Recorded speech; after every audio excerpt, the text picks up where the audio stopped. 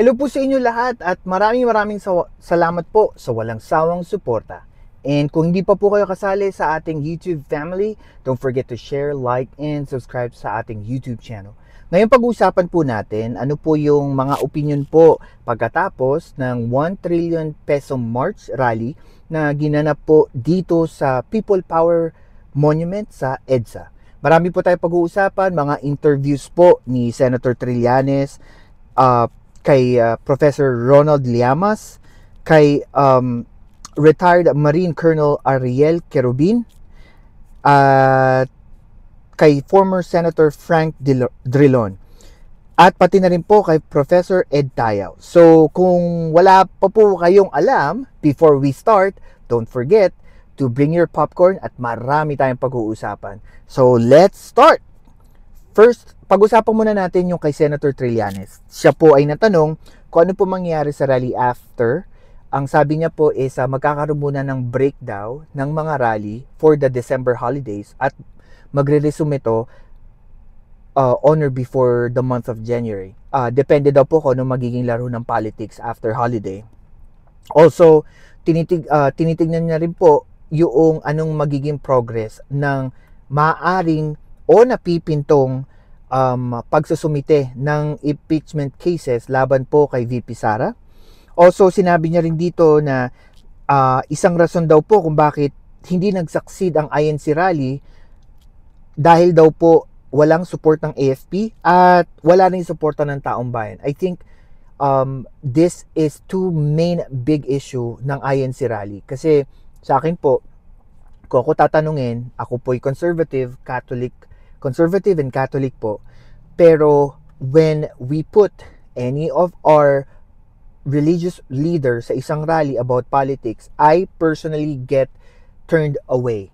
Ako po naniniwala na ang dapat po 100%, and this is my opinion, kahit sino pong galing sa kahit anong reliyon, dapat po wala silang say, wala silang opinion about politics. Kasi po naniniwala ako that people believe na kung nasa isang sekta ka ng relihiyon, meron pong konting morality, may conscious thinking na kung ano sabihin ng pastor mo, yung influence nila, there is a majority of thinking na parang, oh, I need to follow you kasi ikaw yung pastor ko, ikaw yung pari ko, ikaw yung cardinal, and that's where I draw the line na dapat wala kahit isang opinion ang kahit sinong religious group sa sitwasyon sa politics. Kasi it draws attention in a different way, and para kasi sa akin lumalagay na pinagsasamantalahan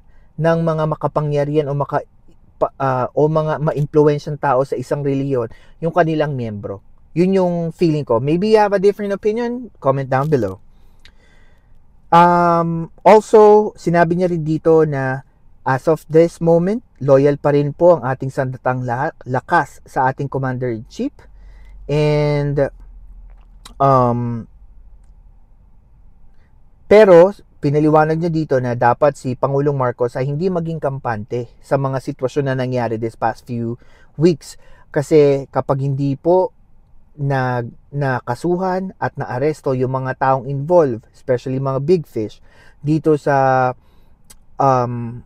flood control project, maaari pong mag-turn yung opinion ng karamihan against Pangulong Marcos. And I really believe that people have this collective opinion about the president. Like, kahit ako po, I give the president a benefit of a doubt.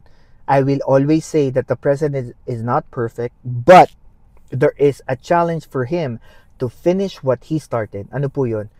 Yung ipakulong at arestuhin yung mga big fish na involved dito sa flood control project. Sinabi niya rin dito that the focus ng EDSA rally is more on accountability and not government change. And I will tell you guys, I prefer specificity pagdating sa rally. Anong ibig kong pong sabihin doon? Kung ang rally po ay pabagsakin ng Pangulo o BP natin ng Pilipinas, ako po ay hindi sumasang-ayon sa dahilang wala naman po magagawa kung bababa ang Pangulo o pangalawang Pangulo eh. Kasi po, meron pa rin problema. O kung bumaba man ng Pangulo, ala naman po, personally, wala ako nakikitang garantiya na ang ating VP, pag siya naging presidente, masosolve niya rin yung isyong kinakaharap ngayon ni Pangulong Marcos. Baka magkaroon na naman ng ganitong drama, meron na namang aangat na politiko na mambabash kay Duterte pag siya naging presidente. So, for me, let's stop those conundrum and start working on solving the issue.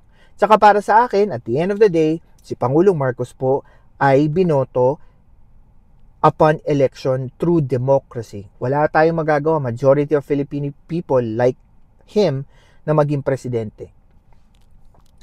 About naman po kay Saldico, pinapanawagan niya po sa gobyerno, wag daw muna pong i-announce kung ano po yung location ni Saldico kasi ano daw po natitiktikan and lumalagay na nahihirapan din ng gobyerno para hanapin siya. Kasi syempre, kung may hinahanap ka na fugitive at large, ika nga, pag alam niya na alam mo na nasaan siya, syempre, first thing in mind, kailangan po talaga, he need to avoid the government or Interpol or police, 'di ba? Para hindi siya mahuli. And I think that's true. Kaya nga yung sa ICC, yung about sa arrest warrant ni Bato, and so far, sabi-sabi lang po ito na meron na daw po arrest warrant sa kanya.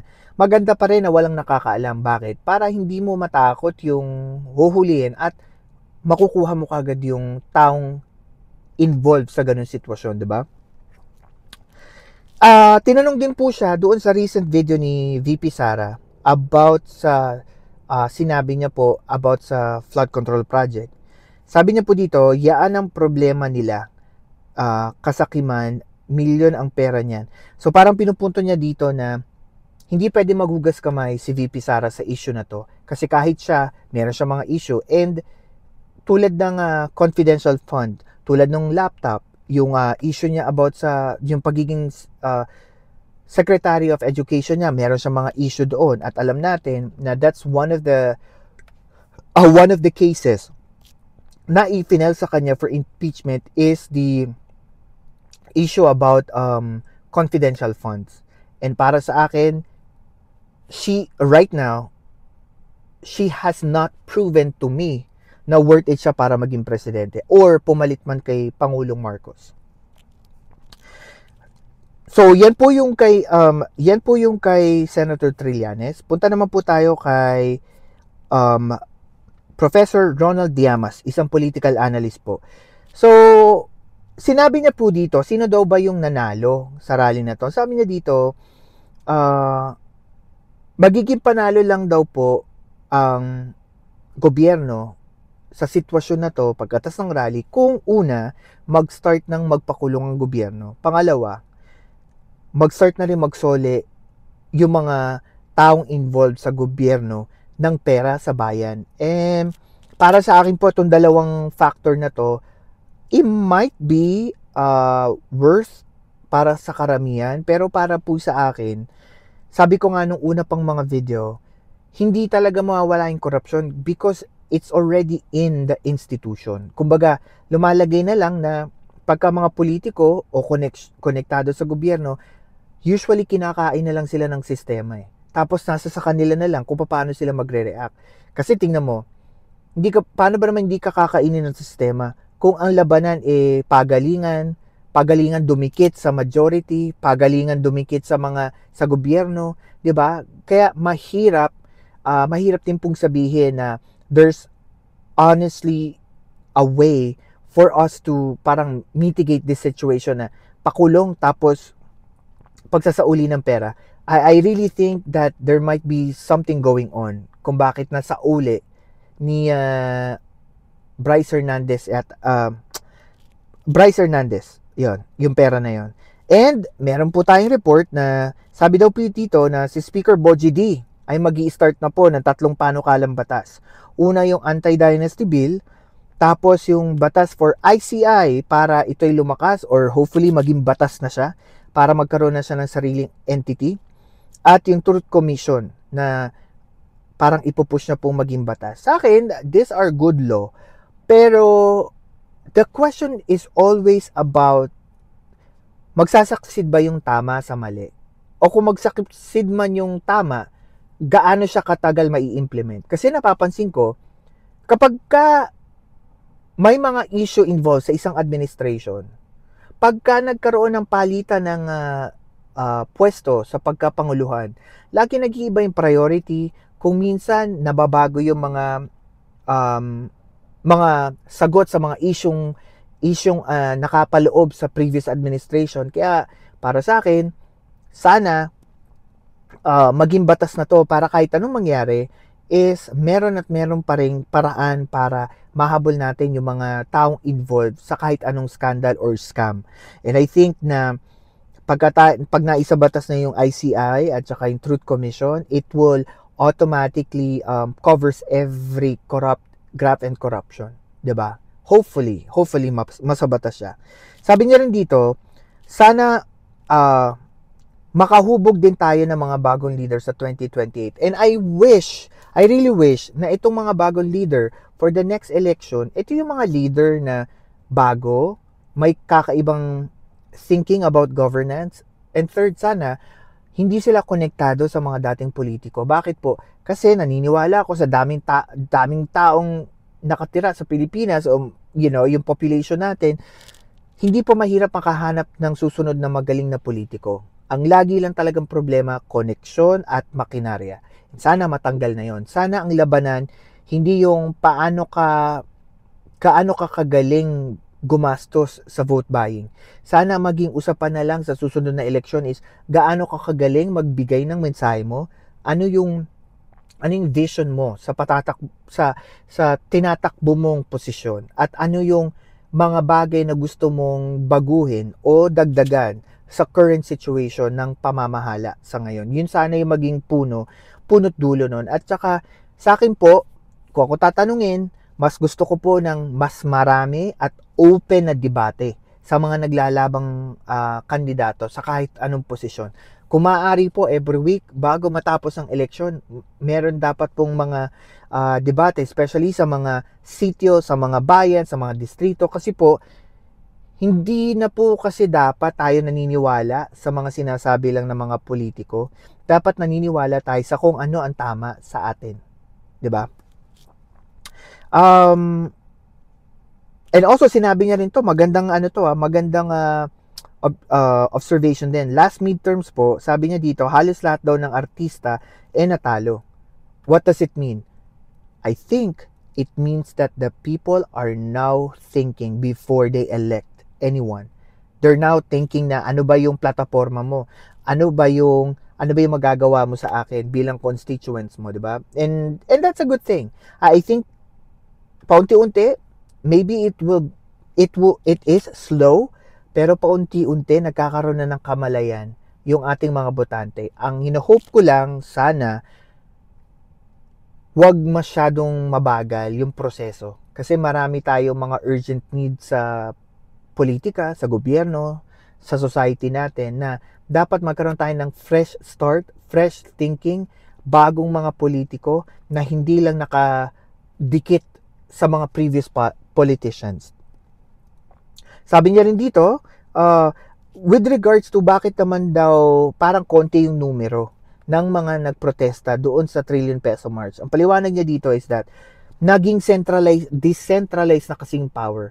Nag-focus na yung Catholic group mostly to have the power of the rally coming out doon sa Manila and going to the small parokya.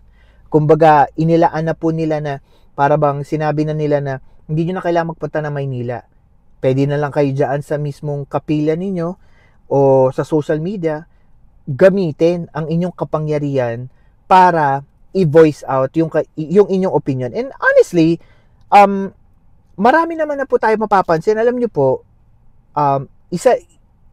isa lang po ako sa mga taong nagsasalita about politics. Pero kung makikita nyo po, halos lahat na ata may vlog, may content kumbaga, halos lahat content creator na, 'di ba? And I think that konting kibot-balikat ng Pangulo o ng Vice Presidente, merong kuda, ika nga, may say ang mga mamamayang Pilipino. And honestly, sa akin, mas maganda yon kasi lumalagay na hindi lang tayo natutulog sa pansita, nagsasalita tayo. Pero syempre, ako personally, mas gusto ko yung ganun na hindi mo kailangan humantong sa rally.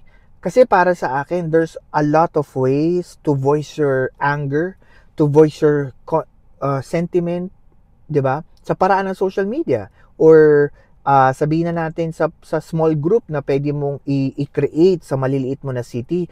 Kasi ang boses ng tao hindi dapat nasisikil sa iisang event, 'di ba? Hindi dapat na nako-corner o nakakahon sa iisang lugar. Dapat ang kapangyarihan ng mamamayan, ng taong bayan ay dapat maging organic. Dapat ito ay maibahagi sa maraming tao sa paraan na kung ano ang gusto ng taong nagpapahayag ng kanyang mensahe. Hindi dapat sa isang rally lang. Kasi para sa akin, pagka gano'n, lagi na lang na para bang ang nangyayari, yung mga tao sunod-sunuran sa nagsasalita sa rally. And ayoko ng ganun. Maybe iba yung punto ng mga nagrally like INC or CBCP. Pero para sa akin po kasi, lumantugtugin na yung mga rally sa daan. Para sa akin, ang rally ay nasa social media, ang rally ay nasa sayo bilang botante. Kasi kung gusto mo talaga magkaroon ng reform, ilagay mo sa election day. Kung gusto mo talaga ng ma-voice out yung opinion mo, go to social media. Lahat naman po meron ng social media, di ba? Kaya nga nauuso na yung mga avatar, nauuso na rin yung mga kung ano nung pangalan ng mga tao kasi ayaw nila i-disclose yung pangalan nila. Pero you need to stand by your truth, di ba? Dapat yung totoo para sa'yo, yun yung tayuan mo. Maging ikaw pro Duterte o pro Marcos, dapat tayuan mo yun. And I think that's what social media give us a freedom na hindi dapat na yung legacy media lang magsasabi sa'yo na, oh, ganito si Duterte, oh, ganito si Marcos. Di ba? Hindi eh. Dapat sa'yo nang gagaling kung bakit ganito si Duterte o bakit ganito si Marcos. Di ba? Sabi niya rin dito,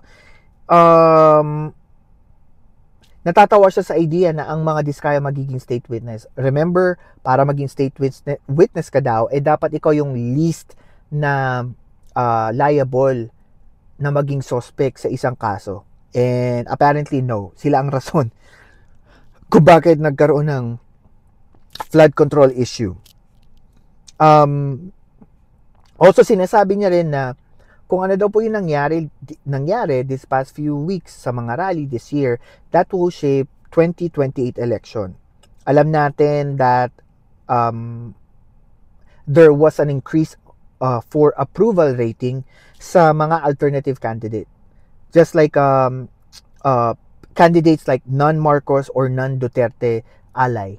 And I think, well, hindi ko pa nakikita tong numbers pero sabi niya kasi dito, just like Akbayan party list, pinakamalaki daw na boto for any party list coming from teens and school from the recent election na doong survey daw for party list hindi naman po nagsho-show yung Akbayan party list. And kung pagbabasihan natin yung data about Akbayan party list and kung sinabi nga na highest votes, siguro I think there is a different strategy that they did at kinagat naman ito ng mga kabataan.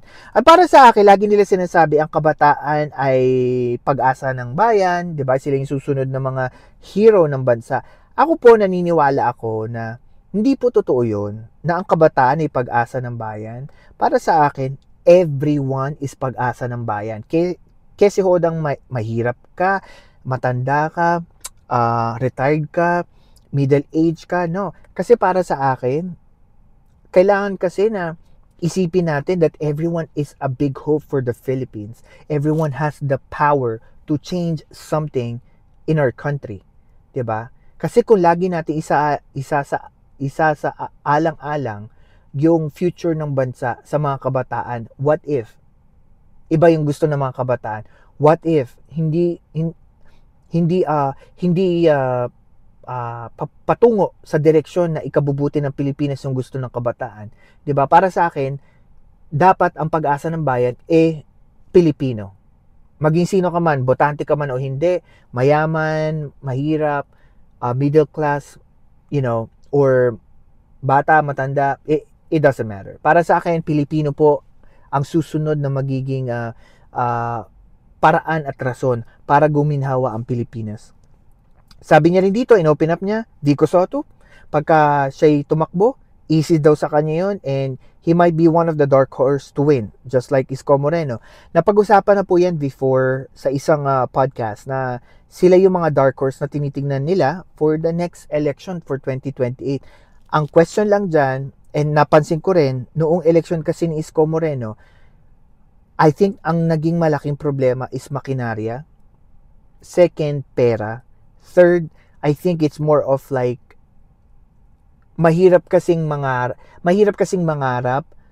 ng ikapapanalo sa national level tulad ng nangyari kay Yorme kung ang pinagbabatayan natin is social media. Doon ko napatunayan yung about kay Bongbong Marcos nung election na sa kanya kasi combined napakalaki ng makinarya, napakalaki ng name branding, Marcos name, napakalaki ng binuo nilang unity team at that time. Talagang halos lahat nag-flock sa unity team at that time, and I think that's one thing that anybody would like to run in 2028 na dapat nilang gawin, na dapat mag-focus sila sa other aspect, hindi lang po yung survey, okay, hindi lang social media, dapat focus sila sa other markets, di ba?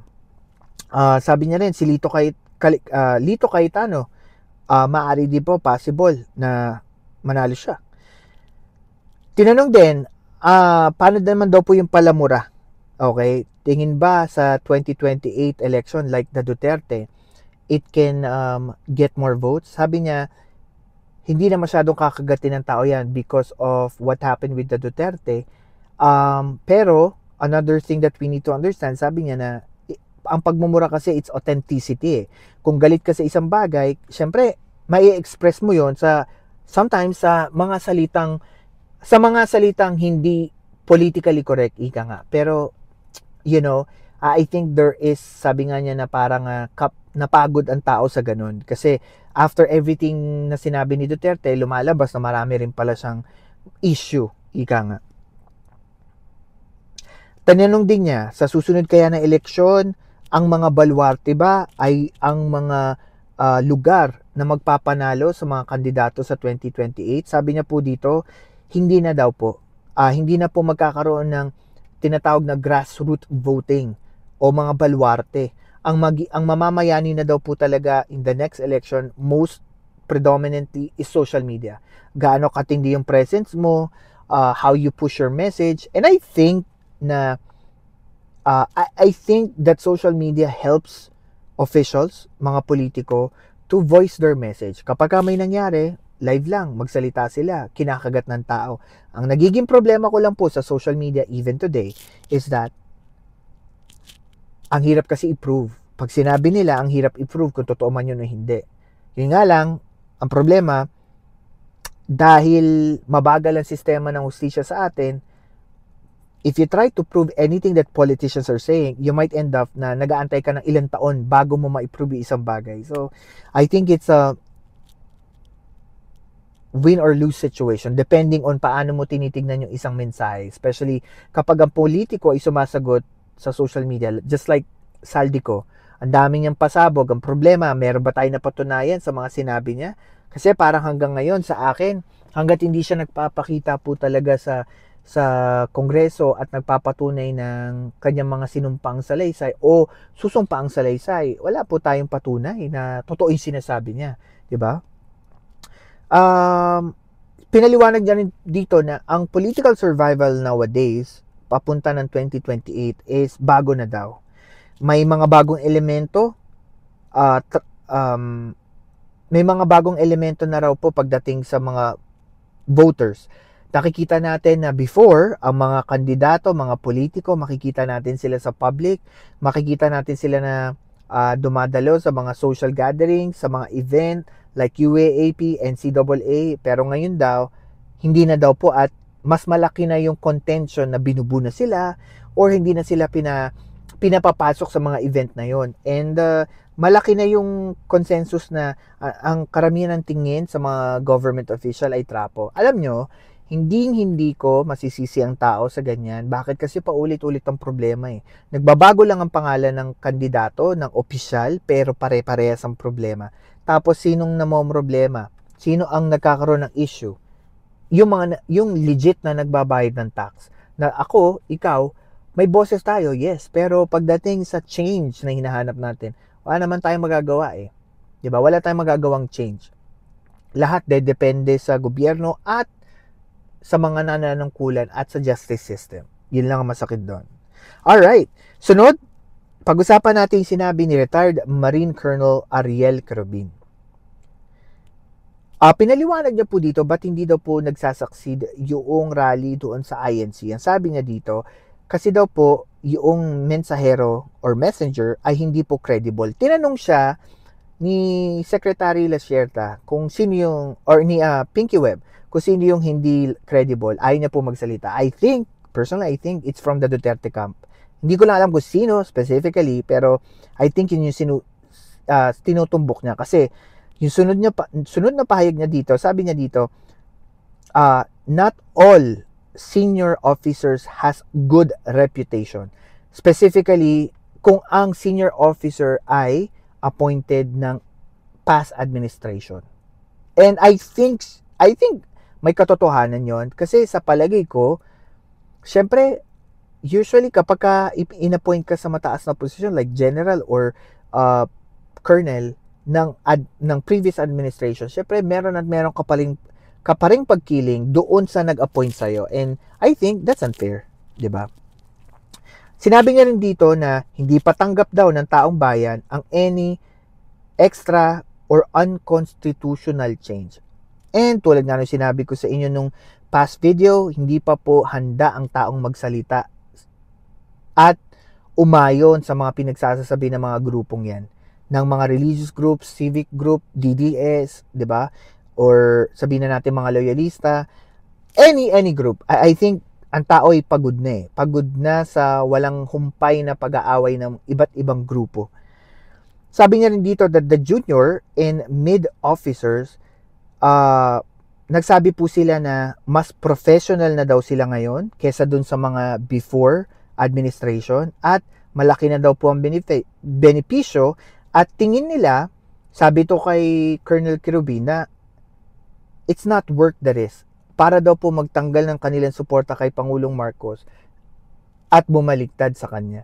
And totoo yan kasi kung inaalagaan naman ng presidente ang armed forces through their benefits, why would they, ba't sila mag-aaklas? Dahil lang ba sa iilang grupo o sa grupo ng mga Duterte na gustong patalsikin ng Pangulo? Di ba unfair? At saka tingin ko na AFP ang magsasabi kung aaklas sila against the presidente. You don't need to push them away or around the situation. Sabi niya rin dito na isang reason din kung bakit naayawan ng AFP ang nasuportahan ng mga rally because civic groups, iba't ibang grupo na gustong magsalita sa rally, hindi sila unified ng kanilang messages. Like one group gustong patalsikin si Pangulong Marcos, another group gustong patalsikin si PP Sara, another group gustong patalsikin lahat ng opisyal. Kaya parang kahit daw AFP, naguguluhan kung ano daw pa talaga gusto nila. And then, tinanong din siya about sa withdrawal of support dahil po na babalita inside na ang nagpupush daw po dito ay mga retired officers. Tinanong niya, if you are retired officer, influential pa ba? Sabi niya po dito, hindi na. Kasi hindi naman daw kasi maganda ang reputasyon karamihan ng mga retired officer. At kapag ka-retired ka na daw, civilian ka na, wala ka ng influence. Hindi na ganon sabi niya, hindi na ganon katindi yung impluensya ng mga retired officers sa mga active duty officers. And tinanong din po siya na tinawagan ka ba ng mga retired officer? Sabi niya, yes, tinawagan siya, kinausap siya, pero hindi niya po sinagot at hindi siya sumuport. Kasi parang magkakagulo lang at wala namang saysay and gusto naman ng AFP yung ginagawa ni Pangulong Marcos sa ating sandatahang militar. Tinanong din siya about doon kay Orly Gotesa. Sabi niya po, dapat talaga bumalik siya at magpaliwanag at i-testify niya yung mga nalalaman niya. And apparently, ang balita niya po, si Orly Gotesa pala ay isang member ng Marine Security Group at Intel trained po pala siya. Kaya siya lagi nakukuha ng mga VIP, ng mga government official to be their security. So, okay. Alam niyo naman, pagka Intel trained, ibig sabihin, marami tong alam inside and out, like intelligence gathering. Yan na po ang pinaka-importante, di ba? Kung magtatago ka, dapat marami kang alam na intel. Kung saan ka magtatago, sino yung mga taong kakausapin mo. And I think, dun siya talaga bihasa. Sabi nga ni Colonel Kerubin. Ano daw po tingin niya doon sa panawagan ng withdrawal of support? Ang tingin niya, nag-die down na po based sa mga nakakausap niya sa loob ng AFP. And alam naman natin to, pero report inside, sabi niya po na karamihan ng mga taong kumakausap sa kanya may reservation. At malaki daw po yung view nila na they're against of changing the president because VP Sara is a strong ally of China, which AFP doesn't like. Nato-turn off daw po yung mga active military officers sa ganung sitwasyon ni VP Sara. And also, parang nagbigay ng konting history dito si Colonel Kerubin na noon daw po sa West Philippine Sea, sa WPS, ang Marines daw po ang nag-guard ng mga isla natin sa West Philippine Sea. But I think during some time, if I'm not mistaken, parang sinabi po dito, they were transferred, 1990s daw po ito, they were transferred to another place, tapos daw po yung China yung parang nagsimulang mag-invade ng mga lugar, kaya daw po nakuha ng China ang Mischief Reef. And alam naman natin that Mischief Reef is a good shipment point ng mga produkto at kalakal. And also, sinabi niya rin dito that there were, at the time, 1999, meron pong laptops na na-recover kanilang grupo at nakapaloob po dito yung strategic plan ng CPP-NPA along shoreline ng WPS. Tapos, nalaman din po nila that the arms of CPP-NPA was being funded and supplied with arms by the Pakistan government na surrogate at that time ng China. So, talagang matindi po pala talaga yung mga connection nito, no? So, maaaring involved din tayo noong panahon ni Duterte sa mga surrogate ng China, which is like Pakistan, 'di ba? So, sabi niya rin dito na insider report na ang mga forces on the ground daw po on the previous administration were hold back and controlled. Marami daw po mga bagay na hindi nagawa, hindi nagkaroon ng freedom yung ating armed forces before during the Duterte administration. Ano daw po ang magiging tipping point naman ng AFP? Sabi niya, kapag daw po walang nakulong na malaking isda at hindi nag-unite ang tao, which is true. Kasi yun naman talaga ang sigaw, 'di ba, sa mga rally. Projection niya po, ano nakikita niya in politics with this issue, and also ano yung sentimiento ng ating mga AFP officers. Sabi niya po, ang sentimiento nila, it's everything is unfair. Lahat nahuhusgahan in the public eye, pero wala naman pong legally na kakasuhan at naaaresto, 'di ba? Na-jail. And ang worry lang nila, baka mamaya ma-technical na naman daw at ma-acquit. So, sayang lang daw yung pagod ng tao, which is totoo. I think in public, that's why siguro pagod na rin ng tao to rally. It's because wala namang nakikitang resulta eh. Usually, puro ganyan, drama, pero wala namang nahuhuli. May nahuhuli man, pero sa bandang huli, pag nag-iba ng administrasyon, na-acquit. So, sayang lang. Punta naman tayo dito sa interview ni former Senate President Frank Drilon. Tinanong din po siya anong opinion niya dito sa trillion peso march. Sabi niya dito, tao ay galit na. It's because of slow justice. Which is honestly true. Slow talaga yung justice. And alam naman natin kung bakit, because of technicality. Also, may report din about Farmally na kung babalikan daw po, noong panahon ni Duterte,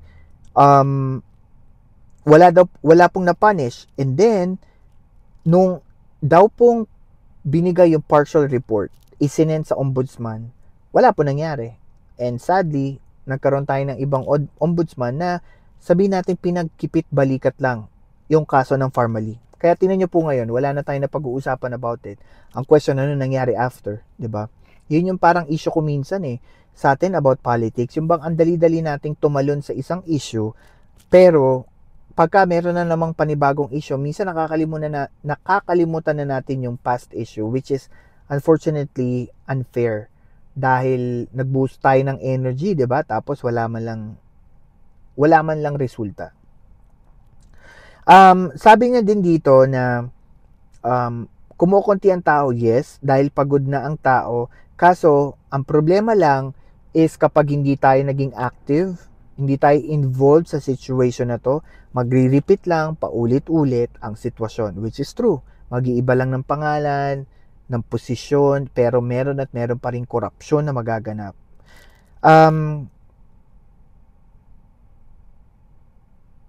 Sabi niya rin dito that yung tawag daw po for Pangulong Marcos to resign, it will not last because wala pang grip yung taong bayan about this call. Pero sabi niya, wag lang po makampante si Pangulo dahil ito'y magbabago unless talagang may mapakulong at may mapakulong at maaresto ng mga big fish.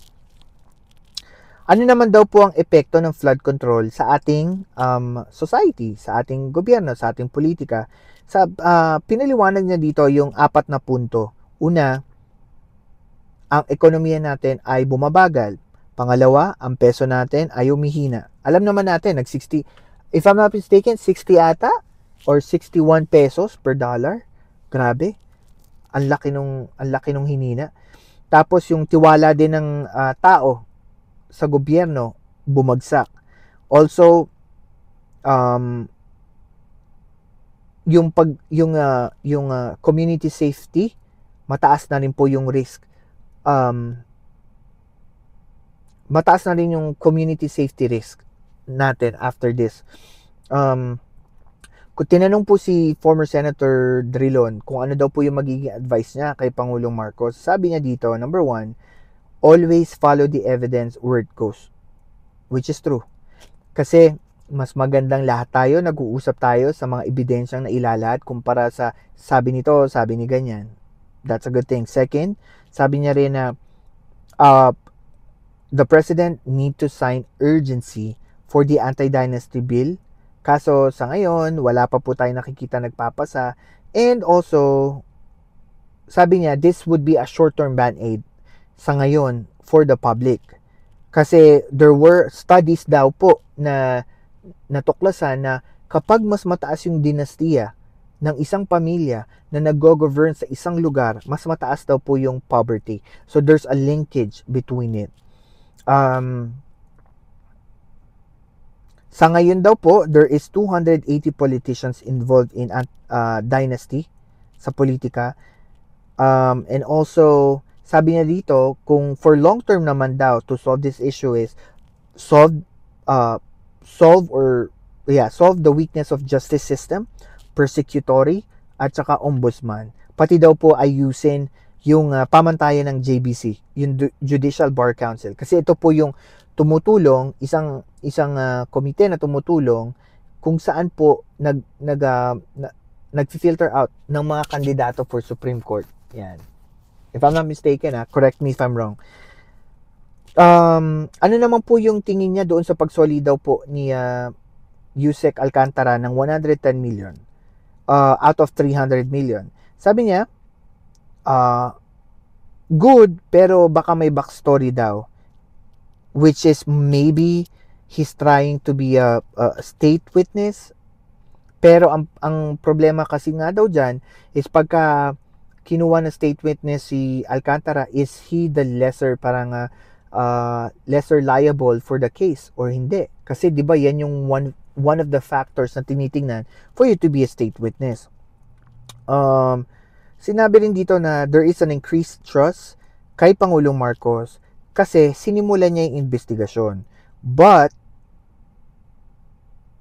also, ang bato naman ng mga anti-Marcos is, well, hindi mangyayari to kung hindi sinay ni Pangulong Marcos. So, there is two conflicting valid idea kung bakit nagkakaroon ng issue sa approval rating ng Pangulo. Pero 'di ba alam naman natin kung sino man ang nakaupo na administrasyon, most definitely ang lagi nilang problema is yung sentiment ng tao kasi hindi naman lahat nagagawa ng tama ng nakaupong pamahalaan eh. Usually, lagi sila nagkakamali, lagi sila nagkakaroon ng issue pagdating sa mga isyung political. Alright, ngayon punta tayo kay Professor Ed Tayaw, isang political analyst. So, tinanong din siya about sa nangyari sa trillion peso rally.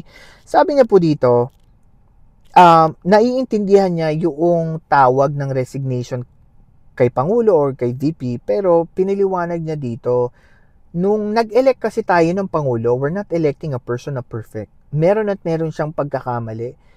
Pero hindi dapat yun maging solusyon na pababain mo yung Pangulo. Kasi naniniwala pa rin siya na hinalalang Pangulo in a democratic way, which is the election. And sinabi niya dito that the system is the only problem here with our politics. Kasi sabi niya, noong eleksyon, laging may pera na kaakibat sa kandidato at saka sa botante. Kaya imbis daw na binoboto natin yung mga taong karapat-dapat na umupo sa posisyon, binoboto po natin yung mas maraming pera. And sadly, it's true. And also, kailangan maintindihan din po ng publiko that insertion as a term is constitutional. Na-demonize lang ito kapag po ang mga taong involved sa gobyerno na gumagawa po ng budget ay may sariling interest. Okay. Saglit lang po. Kuha lang ako ng maiinom. Ayun. Alright. At sabi niya rin dito po na parang naguguluhan daw po siya sa nangyaring issue about dito sa DPWH. Kasi kung titingnan niyo po yung mga ebidensya, parang sinasabi dito na ang DPWH po ay nagbayad ng cash sa contractor. Pero di ba po, originally sa gobyerno, hindi naman po cash ang binabayad. Ang binabayad po ay cheque.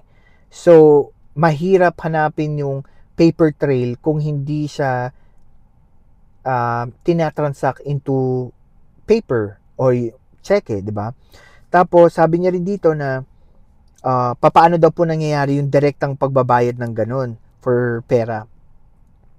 Kaya sabi niya, the best way sa ngayon na pwede natin gawin for this investigation hanapin yung mga bagman na napangalanan na nila Alcantara, Hernandez at saka Yusek Bernardo. Tinanong din siya kung pinaniniwalaan niya si Saldi na walang kinalaman ang mga si Saldi ko na wala daw kinalaman ng mga Duterte. Sabi niya dito na alam naman natin na yung si congressman ko, si Saldi ko, at saka yung mga Diskaya, yung kanilang negosyo, nag-boom talaga ng todo-todo noong panahon po ni Pangulong Duterte. Kaya hindi niya pwedeng sabihin na wala siyang alam or wala siyang kinalaman or yung mga Diskaya, kumbaga hindi naging mayaman sila noong panahon ni Duterte. I really personally believe na lahat ng issue na to nag-ugat sa panahon ni Pangulong Duterte kasi wala naman ho nag-open about this, wala ho nag-open up na may isyung ganito, 'di ba? Ang tingin ng tao talagang perfect ang administrasyon ng Pangulo, 'di ba? Ilan na ba ang nakasuhan, 'di ba? Noong panahon ni Duterte dahil sila against sa Pangulo. So, 'yun. Especially yung parang sinasabi niya na nangyari po sa Formally, na wala na lang na parang bula, hindi na pinag-usapan, which is true. Yun po yung masakit doon. Hindi na masyado nabigyan ng pansin. Tapos ang dami pang Ang dami pang issue sa social media that time, di ba? Halos lahat kino-cover yun. Tapos ano nangyari? Wala na. Sinabi niya rin po dito yung Napoles case. Yung kay Revilla daw po, yung nag-sign at nagsulat at parang naging kunong bagman, kung naalala nyo pa si Richard Cambe, ano po nangyari sa kanya? Itinapon siya sa kulungan tapos namatay din. Tapos ano nangyari kay Revilla? Na-quit siya after few years, diba? Ng Sandigan Bayan. Para sinasabi dito na si Richard Cambe, sobrang loyal talaga na hindi niya daw kinanta talaga si Revilla. And sadly, nangyayari yan. Siyempre, kung makapangyarihan at may impluensya, diba? Hindi mo ilalaglag yung mas makapangyarihan sa'yo o yung boss mo. And I think yun yung nangyari dito. They also went back na pag-usapan din nila yung about kay Ninoy. Alam naman natin up until now, ang nakasuhan lang at na pakulong ay yung mga foot soldier, yung mga di umano'y mga tao na nasa airport, pero hindi nakasuhan yung big fish o yung mastermind. Kaya isa din pong halimbawa iyon na para bang yung justice system natin, yung society natin, we're only focused on getting this issue solved. Pero we're not doing the work na antayin na matapos ang isang kaso at makita talaga kung sinong dapat panagutin. Ayun po. So yun lang, alam niyo po para sa akin, and this is my one cent about this issue. Sa akin, wala akong masama mag-rally. Pero uli ko pong sasabihin, kapag merong involvement ang isang church, parokya o kahit anong religious group sa isang rallying political, ako po personally ayoko ng ganun, na to turn off ako. Kasi alam naman natin na kapag nag-rally ang isang pare, siyempre yung nasasakupan niya, pwede ba hindi maniwala, 'di ba? Morality says na siyempre pari ko 'yan, alam niya yung sinasabi niya, maniniwala ako, which is wrong. Kasi hindi ka dapat naniniwala sa pare about politics. Dapat paniwalaan mo yung sarili mo from what you know or what you have researched, 'di ba? Kasi lumalagay na parang ganun din, diktadurya, pero in a different way, di ba? Using the religion na, I'm telling you what to do, ito gawin mo, di ba? It's a dictatorship in a different form.